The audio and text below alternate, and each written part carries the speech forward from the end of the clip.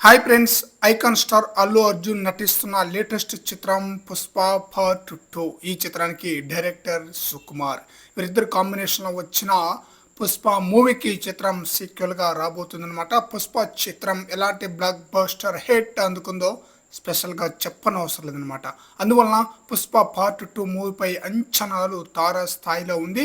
ఈ మూవీకి సంబంధించిన టీజర్ను ఈ నెల 8వ తేదీన రిలీజ్ చేయబోతున్నారు. ఈ నెల 8వ తేదీన అల్లు అర్జున్ బర్త్డే సందర్భంగా టీజర్ను రిలీజ్ చేయబోతున్నారు.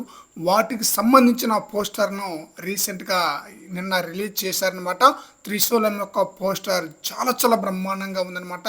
అంతకుముందు నాట్యం ఆడుతున్న పోస్టర్ అనమాట, ఓన్లీ కాళ్ళ వరకే చూపించారనమాట అల్లు అర్జున్ది.